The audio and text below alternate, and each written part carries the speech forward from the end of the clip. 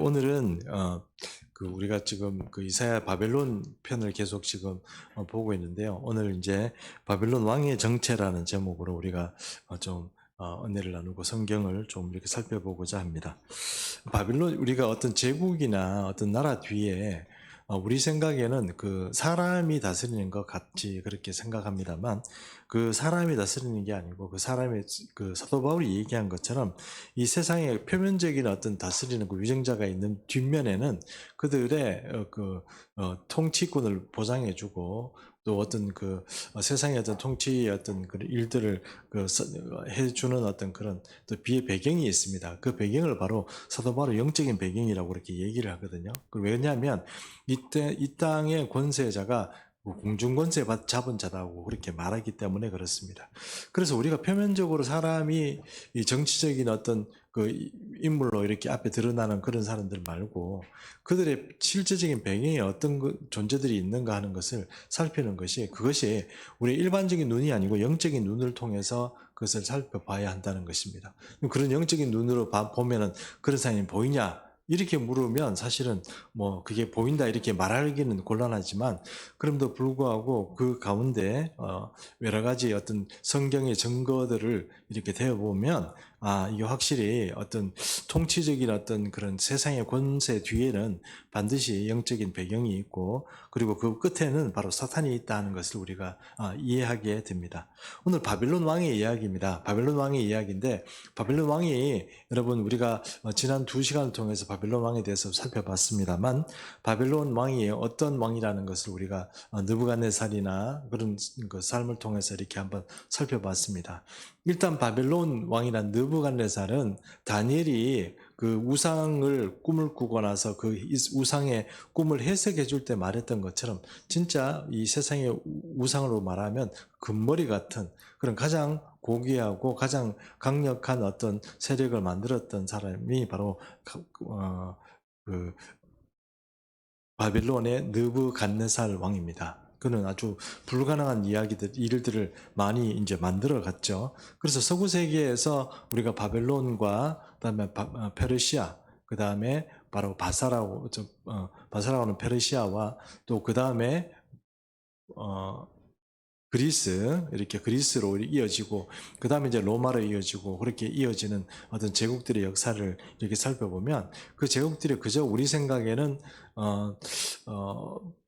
사람들이 뭐 좀 걸출한 인물들이 나타나서 그렇게 하는 것 같지만, 그 뒤에 배경에는 바로 이 악한 존재들이 있다는 것입니다. 그럼 그 악한 존재들에 대해서 지금 오늘 성경은 뭐라고 얘기를 하냐면은, 바벨론 왕이라는 그 존재가 바로 그 뒤의 배경에는 어떤 정체 모를 그런 존재가 있다는 것을 우리가 오늘 이 이사야 말씀을 통해서 이해할 수 있다 하는 것입니다.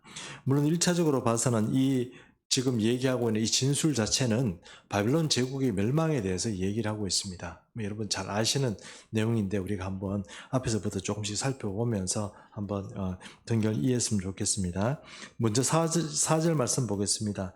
너는 바빌론 왕에 대하여 이 노래를 지어 이르기를, 압제하던 자가 어찌 그리 그쳤으며 강포한 성이 어찌 그리 패하였는고, 이렇게 얘기합니다.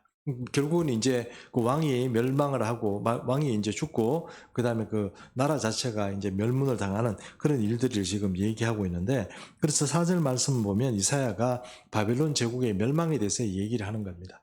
누차에 말씀드렸다시피 이사야 때는 바벨론 제국이 그렇게 제국도 아니었고, 그리고 이사야가 구태여 만약에 옆에 있는 나라들을 이렇게 불러가서 예언을 할 때, 바벨론 제국이라는 나라에 대해서 구태여 예언할 필요가 없을 만큼 좀 미비한 그런 나라였습니다. 그런 나라임에도 불구하고 지금 4절에서 이사야가 진술하고 있는 내용을 보면 대단한 권세를 가지고 대단한 일을 했다는 것을 이해할 수 있습니다. 근데 그 나라가 이제 망하게 된다 하는 것을 한 150년 내지 200년 전에 이사야가 미리 말했다 하는 것입니다. 그리고 5절 말씀 보면 여호와께서 악인의 몽둥이와 통치자의 귀를 꺾으셨도다. 근데 이것이 바로 여러분 바벨론 왕입니다. 그리고 6절의 말씀 보니까 그들이 분내어 여러 민족을 치되 치기를 맞이 아니하였고 노하여 열방을 억압하여도 그 억압을 막을 자가 없었더니. 7절 이제는 온 땅이 조용하고 평온하니 무리가 소리 높여 노래하는도다 이랬습니다. 지금 이 바빌론 제국이 나서서 모든 이 주변에 있는 나라들을 막 정복하고 이렇게 하니까 나라들이 다 괴로웠는데, 그들이 이제 왕이 죽고 나라가 이제 멸망되고 나니까 이제 너무 편하고 좋다 이런 거죠. 고대 오렌지 지역에 평화가 왔다 이런 식으로 얘기를 하는 겁니다. 그리고 여러분 아수르 제국이 멸망하고 나서 그 다음에 바벨론 제국이 등장합니다. 바벨론 여러분 느부갓네살이 아주 고대에 굉장히 어떤 높은 건축술을 발휘해서 하늘 정원도 만들고, 그 다음에 바벨탑을 다시 보수했다고 말씀드렸지 않습니까? 그리고 바벨론 성 자체를 이렇게 다시 만들었는데 그 성이 난공불락의 요새라고 그랬습니다. 당대에 이루었는데, 그렇다고 해서 이 바벨론 제국이 오래 가느냐? 그렇지는 않습니다.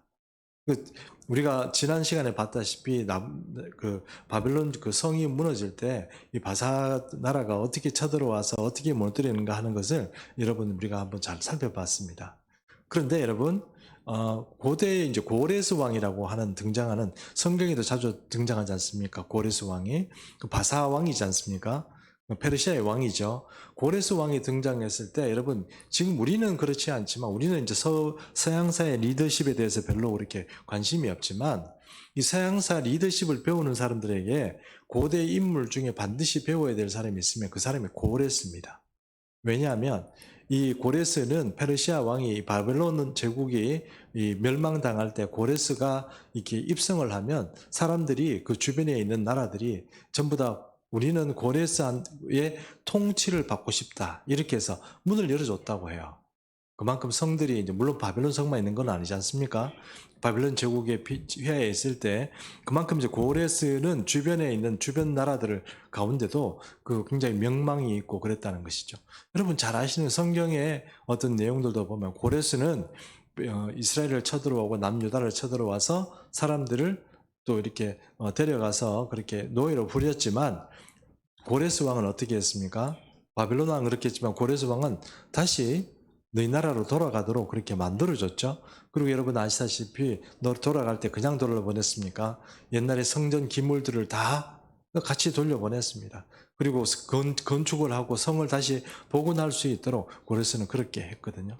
그래서 이사야의 말씀에 그런 말씀도 나오지 않습니까? 나의 종 고레스라는 그런 표현도 나옵니다. 하나님의 종으로 쓰임받았다는 그런 뜻에서 고레스란 사람이 그렇게 등장하는 것입니다. 자, 고레스가 다스리면 어차피 전쟁의 상황이지만 고레스가 다스리는 그 고대 오렌트 시간은 어땠을까요? 네, 조용하고 평온했다. 뭔가 평화의 기류가 있었다는 것을 지금 이사야의 말씀만 읽어봐도 이해할 수 있습니다. 우리 생각에는 이런 것들이 그냥 이렇게 말할지 모르지만 사실 자세히 그 상황들과 역사적인 배경들을 알고 이사야 본문을 보면 어떻습니까? 이 고레스라 왕이, 페르시아 왕이 다스리기 시작하면서 옛날에 바벨론하고 틀리게 평화 무드가 작용을 했구나 하는 것을 이해할 수 있다는 것입니다. 그래서 이사야는 놀랍게도 그런 이야기까지 여기다가 다 150년, 200년 전에 예언했다는 것이 참 놀라운 일이다 할 수 있는 것입니다. 사실 예수님 돌아가시는 것도 예언하는 판에 그게 한 200년 후에 일이 별일이냐 이렇게 얘기할 수는 있지만, 그래도 우리가 그 역사적인 내용을 알고 보면 정말 대단한 거죠. 150년, 200년에 있을 그런 바벨론 제국의 어떤 흥왕과 멸망을 다 이렇게 예언했다는 것은 대단한 정말 어떤 이사야 선지자가 아닌가 이렇게 생각을 합니다. 그래서 9절 말씀 9절 말씀 보겠습니다. 아래의 스월이 너로 말미암아 소동하여 내가 오는 것을 영접하되 그것이 세상의 모든 영웅을 너로 말미암아 움직이게 하며 열방의 모든 왕을 그들의 왕자에서 일어서게 함으로, 이렇게 되어 있습니다. 이게 조금 이때부터는 조금 그 말이 좀 어려워지는데, 왜냐하면 이 바벨론 왕이 정말 대단한 권세를 누리다가 죽어가지고 지옥에 들어가는 거 아닙니까? 스월이 들어가는 거 아닙니까? 스월이 들어가니까 스월이 전부 다, 저 바벨론 왕이 온다 이러면서 그동안 그 바벨론 왕에게 이렇게 멸망을 당했던 그런 왕들이나 그런 사람들이 그렇게 두렵게 살아있을 때는 그렇게 두렵게 했던 사람들이 이제 오는구나 이러면서 너무너무 수월해서 기뻐한다 뭐 이런 의미로 그렇게 해석할 수가 있습니다. 그러나 이 이야기를 또 자세히 살펴보면 바벨론 제국 한 제국에 관한 어떤 이야기라보다는 이것이 또 어떤 수월의 얘기까지 이렇게 등장하는 거 보면 이 두 가지를 좀 생각해 볼 수 있습니다. 뭐냐면은 바로 오늘 우리가 읽어본 요 본문하고 그리고 에스겔서에 보면 두로왕에 대해서 하는 이야기가 있습니다. 두로왕이 뭐라고 얘기냐면 여러분 잘 아시는 리오야단 있지 않습니까? 꼬불꼬불한 뱀, 꼬불꼬불한 뱀은 그 이사야에 나오는 거지만 그 리오야단이 아니고 옛뱀이라고 나와서 그 두로왕을 옛뱀으로 비유하는 얘기가 나와요. 이해하시죠? 그러면 여러분 보세요. 성경의 예언들, 그 성경에 하시는 말씀들이 우리가 알고 있는 그 옛뱀은 어떤 옛뱀, 어떤 뱀을 말합니까? 옛뱀이라고 하면요. 에덴 동산의 뱀을 말하는 거 아닙니까? 그렇죠? 예, 에덴 동산이 말입니다. 에덴 동산에서 거짓말하던 그 뱀을 옛뱀이라고 그러거든요. 그럼 옛뱀은 또 누구? 에덴 동산에서 하던 뱀은 누구? 오늘 이사야에서 말하는 이 계명성이고 뭐 이런 표현하는 이런 존재가 누구냐 하는 것을 얘기해 보면 이거는 우리가 섣불리 뭐 누구다 얘기하기가 좀 곤란하겠지만 어쨌든 영적인 배경에는 우리가 알고 있는 어떤 그냥 단순히 누구다 이렇게 얘기할 수 있는 게 아니고 아주 대단한 배경과 시스템과 체계를 가진 그런 존재들이 바로 이 땅을 다스리고 있다 하는 것을 우리가 이해할 필요는 있다 하는 것입니다. 그래서 수월의 얘기가 나올 때 그 얘기가 여러분 보십시오. 수월에 보니까 바벨론 왕에 대해서 얘기할 때 수월이 막 기뻐하고 좋아하잖아요. 왜 그렇습니까? 우리를 멸망시키고 우리를 죽였던 그 자가 지금 내려오니까 너무 좋아한다는 거예요. 근데 오늘 표현들을 보면 여기에 뭐 세상의 모든 영웅이라는 표현이 나옵니다. 세상의 모든 영웅들, 그 다음에 또 열방의 모든 왕들 이런 표현이 나옵니다. 그럼 이들은 도대체 바벨론 왕이 도대체 모든 세상의 영웅들이나 열방의 모든 왕들, 뭐 다른 왕들은 없었습니까? 왜 모든이라는 이 표현 자체가 다 들어가 있을까요? 이 생각을 해보면 이 뒤에 바벨론 왕의 어떤 정체에 있어서 그 뒷면에 누가 있다는 어떤 그런 뉘앙스를 가지고 있다는 표현입니다. 그래서 그 뉘앙스를 가지고 있고 그것에 의해서 쓰임 받았던 바벨론 왕 이런 식으로 우리가 이해를 해도 되겠다는 것입니다. 물론 1차적으로는 바벨론 왕 뭐 예를 들어서 느부갓네살 왕 아니면은 또 망할 때쯤 돼서 있었던 그 바벨론 왕 이렇게 얘기할 수는 있습니다만 성경은 누구라고 얘기합니까? 그냥 바벨론 왕이라고 얘기합니다. 어느 바벨론 왕 얘기하는 겁니까? 말해주지 않습니다. 누구라고 얘기하지 않습니다. 그런데 그냥 바벨론 왕이라고 합니다. 그러면 바벨론 왕이 한 명만 있었던 건 아닐 텐데 도대체 누구를 얘기하는 걸까요? 잘 그 생각을 해보면 이게 특정의 어떤 바벨론이면 느부갓네살이다 아니면 누구다 뭐 이렇게 얘기를 한 게 아니고 이렇게 막 얘기를 하는 거 보면 그 왕들 다다 이런 뜻이 아니고요. 그 왕에 대해서는 단수예요. 이해하시죠? 왕은 단수인데 그에게 피해를 본 많은 그 용사들이 있고 다른 여러 왕들이 있습니다. 그러면 그 왕은 누구일까요? 잘 생각해 보면 그것은 어떤 형태로든 개개인 한 사람을 얘기하는 것보다는 여러 한 존재가 바로 어떤 뒤에 정체로서 있다 이렇게 이해를 해도 문법적으로 이해를 여러분 이해할 수 있으리라고 생각합니다. 자, 10절 말씀 보겠습니다. 오늘은 괜찮죠, 여러분? 컨디션 괜찮죠? 네. 네, 그런 눈을 제가 보고 있습니다. 네. 네, 그들은 다 내게 말하여 이르기를 너도 우리와 같이 연약하게 되었느냐 너도 우리 같이 되었느냐 하리로다. 그리고 11절 말씀 보면 내 영화가 스올에 떨어졌으며 내 비파 소리까지로다 구더기가 내 아래에 깔리며 지렁이가 너를 덮어도다 이랬습니다. 여러분 스올 가면 저희 집에 벌레들이 한 번씩 나타나거든요. 벌레들 나타나고 얼마 전에 저희가 포항에 있는데 포항에 요즘 우리 집사람이 이제 자고 좀 이렇게 우리 대구에 좀 있다 보니까 포항에 이제 집에 이렇게 잤는데 갑자기 보니까 이만한 이만한 뭐 바퀴벌레가 방바닥에 옆에 누워가지고 자고 일어났는데 옆에 누워가지고 막 이러고 있더래요. 아마 약을 먹었는지 어떤지 모르겠어요. 벌레 여러분 징그럽잖아요. 예. 근데 여러분 지옥 가면 벌레들이 깔립니다. 뭐 구더기도 많이 있고 뭐 지옥 가면 무조건 있습니다. 그거. 그러니까 여러분 가시면 안 돼요. 아셨죠? 벌레 싫은 분들은 여기서 뭐 벌레 한 마리 봤는데 으악 소리 지르고 뭐 난리 치시는 분들이 계시잖아요. 그런 분들은 절대로 지옥 가면 안 됩니다. 절대 안 납니다. 그 가서 뭐 목십니다. 너무 벌레들이 많기 때문에 이제 그러면 이제 하여튼 그런데 가면 안 되고 어쨌든 오늘 보니까 이 지옥의 수월에 대해서 얘기할 때 이 벌레 이야기 그리고 지렁이 이야기가 다 나와 있습니다. 뭐 지렁이는 뭐 비슷한 종류가 구더기도 있지 않습니까? 뭐 구더기, 벌레, 뭐 이런 우리가 보도 듣도 못한 그런 벌레들이 지옥에 많이 있다는 것을 우리가 알 수 있습니다. 이사야서 14장 12절 보겠습니다. 다음에 너 아침의 아들 계명성이여 어찌 그리 하늘에서 떨어졌으며 너 열국을 엎은 자여 어찌 그리 땅에 찍혔는고 이렇게 됐습니다. 이게 1차적으로 봐서는 제가 말씀드린 것처럼 바벨론 왕을 말한다고 그랬잖아요. 그렇죠? 근데 전통적으로 그러니까 우리 초대교회 전통에서 보면 이것이 사탄을 말한다고 그 초대교회 우리 사도들이나 다른 사람들은 다 그렇게 생각을 했었습니다. 이제 그게 왜 그러냐면 이렇게 계명성이라는 것 때문에 그렇고 그리고 히브리 말로 할레라는 말인데 할레라는 말은 빛을 낸다는 뜻이거든요. 그러니까 그 빛을 낸다는 조인데 그것이 이제 나중에 라틴어 불가타 역으로서 로마 시대의 불가타이라고 그러는데 그건 라틴어 성경입니다. 그때 이제 번역을 하면서 루시퍼라고 이것이 이름이 그렇게 지어졌어요. 그러다 보니까 사탄을 우리가 그 얘기할 때 뭐라고 얘기합니까? 사탄의 이름이 있는데 그것이 뭐라고 얘기한다고요? 루시퍼다 이렇게 얘기하거든요. 근데 그거는 조금 이제 조금 오인된 게 있습니다. 불가타를 할 때 불가타 여기서 할 때는 그렇게 안 했는데 그게 이제 나중에 오인이 되면서 루시퍼라는 자체가 사단의 이름이다 이렇게 얘기하는데 그것은 조금 잘못된 표현이 아닌가 뭐 생각합니다. 학자들도 그렇게 말하시는 분이 많이 계시는데 어떤 분들은 또 킹제임스 버전 있지 않습니까?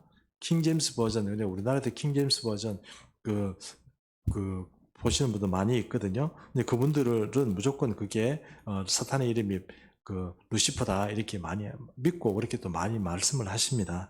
근데 이제 조금 이제 성서적으로 이렇게 좀 찾아보면 그 루시퍼라고 얘기하는 건 조금 이제 번역 과정에서 조금 오인이 있었다 이렇게 얘기할 수 있습니다.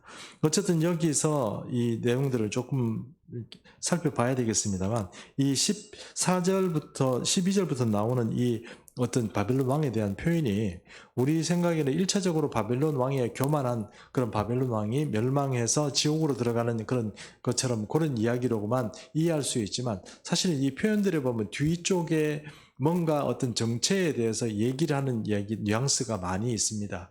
그 얘기는 뭐냐면은 바로 바벨론 왕이란 그 표면적인 인물을 두고 뒤의 배경의 어떤 이야기들을 많이 어떤 영적인 배경들이 얘기를 한다는 것입니다. 아니라고 하는 학자도 있는데 뭐 아니라고 하면 쉽죠. 쉬운데 사실은 바벨론 왕이라는 그 제국 뒤에 있었던 어떤 정치에 대해서 얘기를 한다면 반드시 이 12절부터 나오는 이 말씀은 우리가 설명이 좀 돼야 되는 그런 표현이라는 것입니다.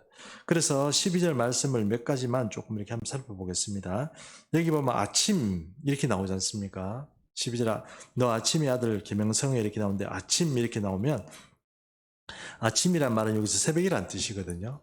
새벽이란 뜻입니다. 그러니까 아침이라고 해서 그래 해가 뜨기 바로 전에 어떤 새벽 어슴푸르한 그때를 바로 또 그때 바로 이 아침이라는 표현이고 여기 이제 보면 그래서 이제 여기서 계명성이다 이렇게 얘기하면 이제 빛을 내는 어떤 별이다는 뜻인데 이게 원래 우리가 쓰는 어떤 과학적인 용어로 얘기하는데 금성이죠. 비너스 금성입니다. 그러니까 새벽에 빛을 내는 별이 금성이죠. 계명성이라고도 하고요. 그렇게 그 계명성이고 여기는 아까 제가 말씀드린 대로 불가타라고 얘기하는 러틴어에게서는 이 계명성이라는 것을 루시퍼라고 이름을 번역을 해서 아예 마귀의 이름이 루시퍼라고 불러버렸습니다. 근데 이런 어떤 배경에 여러 가지 그냥 아무 어떤 배경이 없이 만들어지는 게 아니고요. 아까 제가 말씀드린 것처럼 이 12장의 말씀이 배경이 되는 어떤 그런 초대 교회에 있던 사도들이나 그런 교회 분위기들이 바로 이 계명성에 대해서 얘기할 때 그것이 사탄이라고 표현을 했는데 그 배경이 이유가 있습니다. 어떤 거냐면은 유대교 전통 안에서 보면 천사장을 7명이 있었다고 해요. 천사장이 7명. 천사 중에 우두머리지 않습니까? 7명이 있었는데 그 중에 최고의 천사가 누구였습니까? 바로 이 계명성이었다는 거예요. 그래서 이 얘가 이제 타락을 하면서 자기 모든 어떤 그 휘하의 천사들을 이끌고 이제 하나님께 반기를 이제 드러내고 하나님께 대적을 한 거죠. 근데 그때 그 전쟁에서 미가엘 천사장의 군대와 하늘 군대와 또 이 마귀의 군대가 이렇게 싸워서 마귀의 군대가 패했습니다. 그 어떻게 됐습니까? 쫓겨났는데 어디로 쫓겨났죠? 공중으로 쫓겨났잖아요. 네, 맞시죠? 공중으로 쫓겨났습니다. 그래서 여러분, 공중이라는 것이 바로 우리가 하늘로 얘기할 때, 뭐 1층 하늘, 2층 하늘, 3층 얘기할 때, 2층 천이라고 얘기하는 이 하늘에 이 그래서 공중 권세 잡은 자라는 표현이 성경에서 나오는 겁니다. 그 마귀가 거주하는 데는 천국에 있는 3층 천이 있는 하나님의 나라에는 못 들어가고 바로 2층 세계를 점령하고 있는 존재가 바로 이 마귀라는 존재라는 것입니다. 근데 얘가 그렇게 이제 그 하나님께 대적하고 그렇게 하다가 밀려나는 그 존재가 있는데 그것을 마귀라고 하고요. 그래서 이제 이 마귀가 나중에는 이제 지옥에 떨어지게 되고, 지옥에 떨어진다는 이야기 여러분 아시다시피 요한계시록에 그 내용들이 나와 있습니다. 공중권세 잡은 자가 바로 그 나중에 지옥에 가게 되는 어떤 그런 일들이 이제 얘기가 돼 있죠. 그래, 어쨌든 그때도 바로 미가엘 천사장이 나서서 그들을 이제 심판하고 그렇게 잡아넣게 됩니다. 그리고 그 영적인 어떤 그 전투가 벌어진 건 다니엘서에도 나오고요. 다니엘서도를 보면은 이 바사왕이라는 그 나라 왕이 바로 그 가브리엘 천사를 붙잡고 그 다음에 또 미가엘 천사장이 와서 그 가브리엘을 빼내 가지고 다니엘에게 메시지를 전해주게 하고 뭐 그런 이야기들이 지금 나오잖아요. 근데 이제 그런 얘기들을 잘 생각해보면 우리가 영적인 세계의 배경에 대해서 우리가 잘 모르긴 하지만 영적인 세계에서도 전쟁이 일어나고 있고 사탄은 우리가 생각하는 것보다 강력하다는 것을 우리가 좀 이해할 필요가 있습니다. 가브리엘 천사단까지 붙잡아 맬 정도면 얼마나 그런 강력한 어떤 이야기입니까? 그래서 그런 이야기들이 있다는 것입니다. 그래서 바빌론 왕이라는 그 정책 배경에는 사탄이 있다 하는 것을 말하고 있고, 그래서 계명성이라는 것이 단순히 앞서 세운 어떤 사람을 얘기하는 것이 1차적으로는 그렇게 이해할 수는 있지만 사실 그 영적인 배경에 보면 이 바로 마귀에 대해 심판에 대해서 얘기를 한다 하는 것입니다. 그리고 13절 말씀 보겠습니다. 내가 내 마음에 이르기를 내가 하늘에 올라 하나님의 뭇별 위에 내 자리를 높이리라. 내가 북극 지폐의 산 위에 앉으리라. 이런 표현을 합니다. 하나님의 뭇별이라는 것은 뭐 어떤 뜻입니까? 내가 하늘에 올라 하나님의 뭇별 위에 앉으리라. 이 얘기는 뭡니까? 별이라는 그 상징성이 있죠. 우리가 흔히 말하는 스타라고 해서 하늘에 막 달려있는 별, 이런 별이 말하는 게 아니지 않습니까? 그럼 우리가 예를 들어서 다니엘 표현에 보면 사람들을 옳은 길로 돌이키게 하는 자에게는 하늘의 별같이 빛나게 하리로다. 그런 표현이 있는 것처럼 하늘의 별처럼이라는 그 표현 자체는 여러 가지 우리가 이해할 수는 있지만 바로 어떤 인격적인 존재를 말하는 거죠. 빛나는 존재라는 말하는 거죠. 그러면 여기서 아까 우리가 말하는 것처럼 바로 7 천사가 있다고 그랬는데 그런 천사들을 위해 군림하겠다는 거죠. 그렇죠? 모든 영적 존재 위에 군림하는 존재로 내가 그 꿈을 꾸는 거죠. 누가요? 바벨론 왕이라는. 바벨론 왕은 사실 그런 힘은 없습니다. 근데 그 배경에 바로 영적인 배경이 그렇게 있다는 것입니다. 그리고 하나님 뭇별 위에 내 자리를 높이고 내가 북극 지폐의 산 위에 앉으리라 이랬습니다. 북극 지폐라는 말이 여기 또 좀 어려운 말입니다. 어려운 말인데 우리가 아마겟돈 전쟁이라는 거 표현하지 않습니까? 아시죠? 아마겟돈이라는데 그게 원래 이스라엘 그러니까 유대 말인데 그것을 헬라어로 번역하다 보니까 아마겟돈인데 그것이 하르라는 표현, 하르마겟돈 이렇게 됩니다. 그러면 하르라는 표현이 산이라는 뜻이거든요. 하르라는 표현 산입니까? 마겟돈이 산입니까? 갑자기 제가 헷갈렸습니다. 어쨌든 하르마겟돈이라는 유대 말 자체가 히브리 말, 헬라 말로 옮기다 보니까 아마겟돈이라 되는데 아마겟돈이라는 그 땅이 지명이 있다고 생각하는데 그게 아니고 그 뜻이 바로 집회의 모임, 집회의 산이라는 뜻입니다. 그러면 우리가 뭐 구약에 나오는 이 집회, 북극 집회라는 것과 또 바로 아마겟돈이라는 것을 연결을 해본다면 집회가 되는 곳이란 뜻이거든요. 집회가 열리는 그런 장소, 산이란 뜻이에요. 그러면 우리가 여러 가지 생각을 할 수 있겠습니다만 일반적으로 고대인들은 어떤 생각을 했냐면 그리스 신화를 보면 잘 나와요. 그리스 신화를 보면 여러분 보시다시피 그 올림푸스 산에 신들이 모이잖아요. 신들이 모이면 신이 아무 신이나 막 올라가는 게 아니고 12신만 딱 올라가요. 회의에 참석할 수 있는 신이 12신밖에 안 돼요. 그래서 그 제우스가 이 주재하는 이 회의 자리에 12신이 올라오는 거예요. 그래서 그 자리에서 회의를 하고 뭐 이렇게 하는 게 그냥 아무나 못 올라오는 그 산이 있어요. 그 산이 바로 올림푸스 산이죠. 그 산에서 그 집회를 하는 것처럼 이것은 그리스 이야기고 그리스 이전에도 벌써 고대 근동에서는 어떤 생각을 하고 있었냐면 그 신들이 모여서 집회하는 산이 있다는 거예요. 회의하는 산이 있다는 거예요. 그래서 그 산이 있었는데 그 산이 여러 쪽에서 얘기할 때는 뭐 북쪽에 있는 그러니까 뭐 짜폰산이다. 짜폰산이라는 표현이 나오거든요. 짜폰이라는 표현이 나와요. 이사야 우리 원문에 북지 집회라는 거 얘기할 때 북극의 집회 산이라고 얘기할 때 그때 짜폰산이라고 나와요. 짜폰산은 실제로 있는 산입니다. 이게 이제 이스라엘 북쪽에 있는 북단에 있는 산인데 그 산에서 뭔가 했다 이렇게 표현을 할 수는 없고요. 결국은 여기서 북객 집회라는 것은 바로 이스라엘을 말한다고 봐요. 그 얘기는 무슨 얘기냐면 하나님께서 이스라엘을 다스리는 그 중심이 되는 그 산에서 우리가 여호와의 산에서 이런 표현이 있지 않습니까? 여호와의 산에 올라가 뭐 이런 표현도 있잖아요. 그처럼 그런 북집회의 산에서 바로 마귀가 어떻게 하겠다는 겁니까? 내가 다스리겠다 하는 이야기입니다. 그런데 그렇게 말하고 있는 것이 바로 이제 북극 집회의 산이다. 이렇게 표현을 하고 있는 것입니다. 그리고 14절에 보면 가장 높은 구름에 올라가 지극히 높은 이와 같아지리라 하는도다 이랬습니다. 이건 이런 게 생각해 보시면 되죠. 여러분, 우리가 그 시내산에서 모세가 이스라엘 백성들과 함께 이 시내산을 쳐다봤을 때 그 시내산에서 산이 어떻습니까? 연기가 자욱하고 그렇죠? 뭐 하나님의 불이 이렇게 막 보이는 그런 산을 봤죠. 고대인들의 생각에는 신들이 거주하는 그런 어떤 신들이 있는 곳에 신들의 임재가 있는 곳에는 연기가 있고 그걸 또 구름으로 본 거예요. 그렇기 때문에 고대 사람들은 바로 연기라는 구름이라는 것을 바로 신들이 거주하는 어떤 그런 높은 장소로 봤습니다.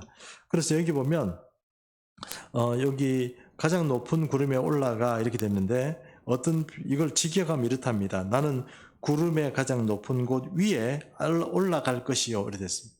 구름의 가장 높은 곳 위에 내가 올라갔다는 얘기는 내가 전능하신 엘리시온이라고 그러죠. 엘리시온이라고 합니다. 엘리시온이라고 뭐냐면 가장 지극히 높은 자라는 뜻이거든요. 지극히 높은 자에 있는 그러니까 전능하신 하나님에게 내가 그 자리에 내가 앉겠다 하는 표현이 바로 이 표현입니다. 그래서 옛날에는 우리가 이제 바벨탑 얘기를 하는데 왜 탑을 높게 쌓냐 이렇게 얘기를 하면 이렇게 표현할 수 있습니다.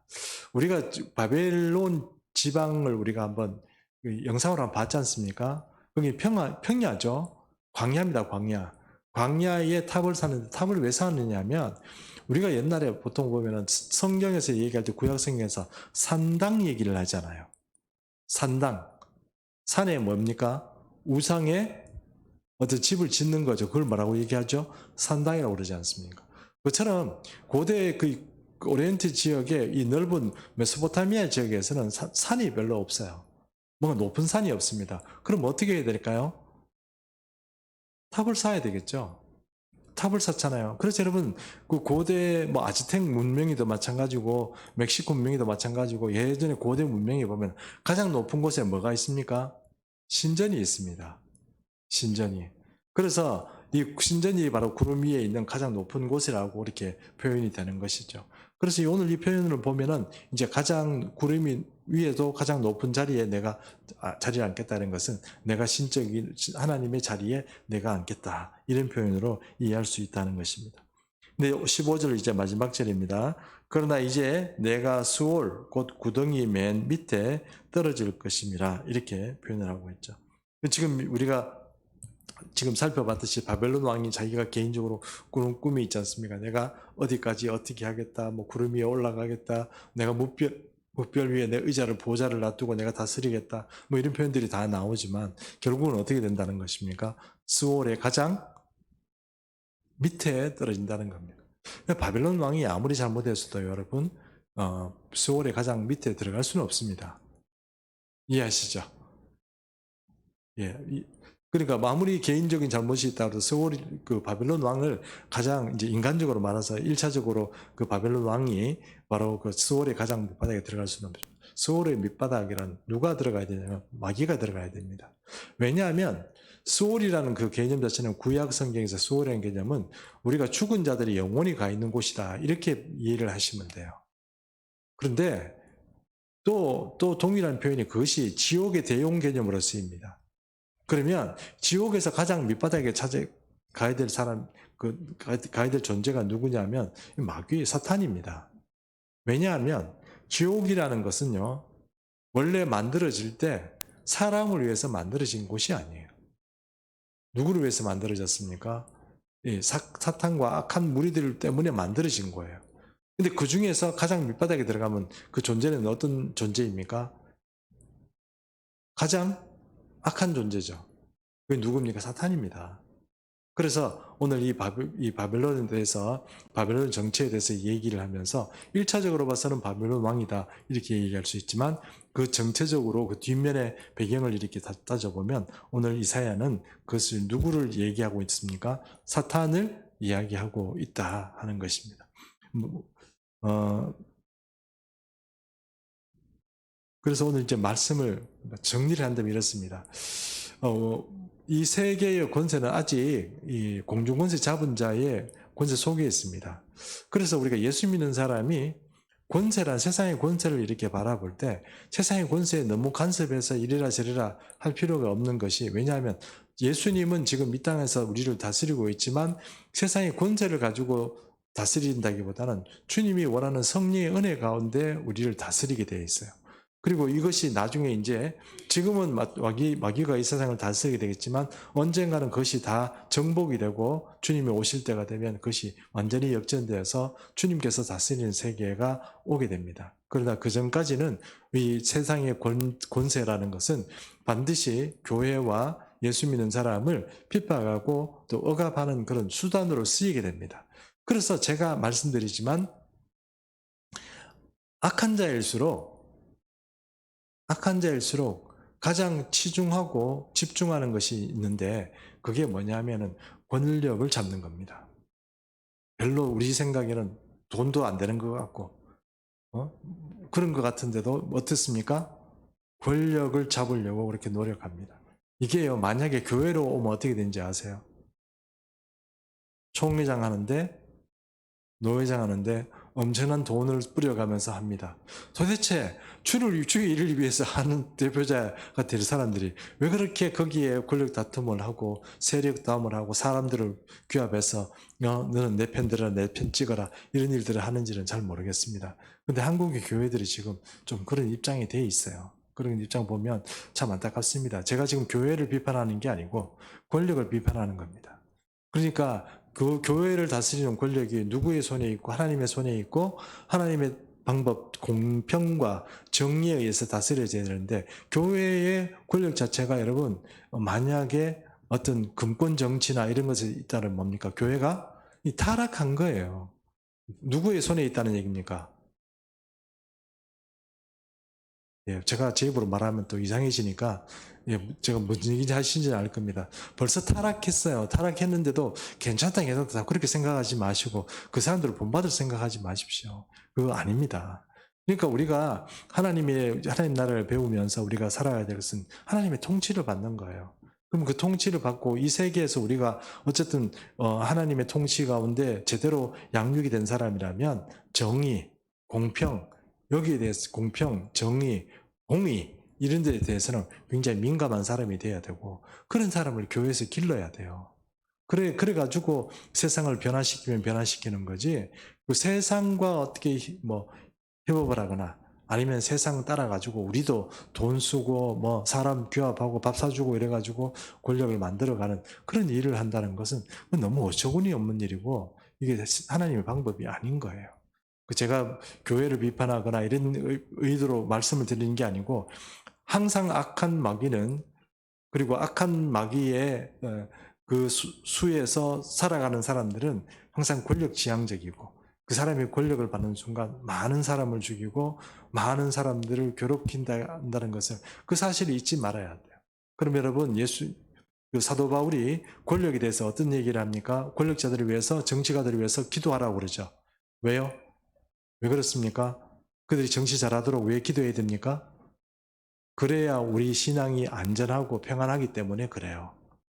그걸 우리가 다스려가지고 그 권력을 가지고 교회를 이롭게 하겠다 이런 말을 하는 게 아니고 그 사도 바울의 얘기가 그렇습니다. 사도 바울은 벌써 세상의 권력이 누구의 손에 있는 것을 이제 이해하는 것입니다.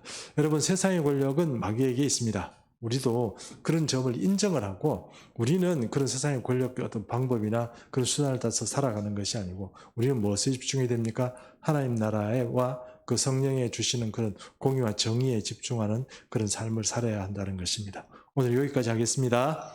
예, 수고하셨습니다. 기도하겠습니다. 살아계신 하나님 아버지, 오늘 바벨론 왕의 정체에 대해서 우리가 한번 살펴보았습니다. 누구도 바벨론 왕의 정체가 이렇다 저렇다 말할 수는 없지만 이사야의 말씀을 통하여서 이것이 악한 자의 배경을 가지고 있다는 것을 우리는 이해할 수 있습니다. 이런 배경을 통하여서 하나님 아버지 또 이 세상의 권력이 공중권세 잡은 자의 아래에 있고 또 그들의 주의를 받고 그들의 통치를 받는 그런 아버지 악한 자들의 또 그런 무리가 있다는 것을 우리가 이해하게 됩니다. 우리가 세상살이 어떻게 잘 이해할 수는 없을지 모르지만 주님께서 성령으로 우리를 다스려 주시고 그 은혜 가운데 우리가 살아가면 이 세상 살아가는데 세상의 권력과 상관없이 주님 앞에서 평안한 삶을 살게 하실 줄 믿습니다. 이 나라의 민족도 주님께서 보살펴 주시고 권력이나 이런 어떤 세상의 세력들이 예수를 믿는 우리에게 아버지 어려운 일들을 겪게 하거나 억압하는 일이 없도록 그리고 아버지 우리가 선교해야 되고 전도해야 됩니다. 우리 민족 가운데 주어진 이 촛대의 사명들을 잘 감당할 수 있도록 주님 이 교회들과 우리 민족 우리 모든 예수 믿는 사람을 주의 손에서 지켜 주시옵소서. 예수님의 이름으로 기도합니다. 아멘.